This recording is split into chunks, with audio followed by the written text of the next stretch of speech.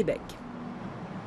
Peut-être avez-vous remarqué ces manifestants aujourd'hui. Ils étaient représentants de groupes communautaires, de syndicats, des chauffeurs de taxi qui tenaient une journée de perturbation. Il y en a eu ici à Québec, il y en a eu à Montréal, un peu partout au Québec. Et d'une même voix, ils dénoncent les politiques d'austérité du gouvernement Couillard à 2 jours de la Journée internationale des travailleurs. Pascal Lacombe nous dresse le compte-rendu de cette journée. C'était ce matin à 6h30. Et puis sur l'heure du dîner. Aujourd'hui, l'action. Et finalement, en fin d'après-midi. L'objectif, interpeller directement le ministre des Finances du Québec.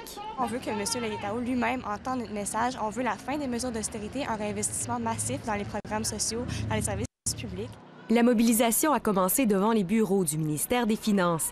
La centaine de manifestants qui ont répondu à l'appel de la coalition Main Rouge ont bloqué les accès de l'édifice durant la matinée. On ne se laissera pas appauvrir!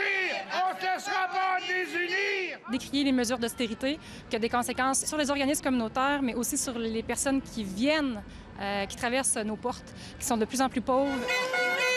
En pleine heure du dîner, les manifestants ont interrompu la circulation au coin de l'avenue Cartier et du boulevard René-Lévesque, sous le regard attentif des policiers. À travers le Québec, il y a des actions de perturbation pour se faire entendre par le gouvernement parce qu'ils refusent de nous écouter. Donc, puis on est rendu à l'étape de perturber.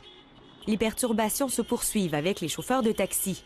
Outre l'austérité, les manifestants dénoncent aussi l'évasion fiscale. Ils s'acharnent sur les petits travailleurs, puis les grosses multinationales ne payent pas leurs taxes, leurs dus d'impôts. À Montréal, des centaines de personnes se rassemblent aussi dans les rues.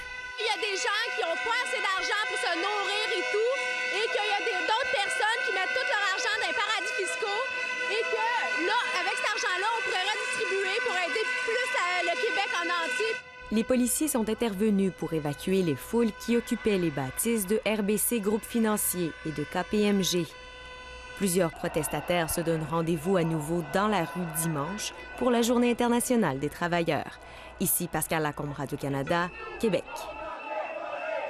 Et en ce jour de manifestation, le premier ministre Couillard a rencontré les chefs des 3 grandes centrales syndicales. Les discussions ont mis en lumière d'abord leur désaccord sur la façon d'aborder les grands enjeux économiques. Les syndicats dénoncent les politiques d'austérité du gouvernement ainsi que le pacte fiscal signé l'automne dernier entre Québec et les municipalités qui va permettre, faut-il le rappeler, aux villes d'imposer des conditions de travail à leurs syndiqués. C'est pas parce que la négociation est derrière nous qu'il n'y a pas des problèmes. On le voit dans le réseau de la santé avec la réforme de M. Barrette. En éducation, un peu la même chose. Donc, mesure d'austérité, ça active pas l'économie, ça la ralentit. C'est un gouvernement qui nous a invités au développement économique et à la prospérité. Bien, le développement social en fait partie. On a donné le pouvoir de décréter aux maires, il y a quelque chose qui n'a pas de bon sens. On veut pas...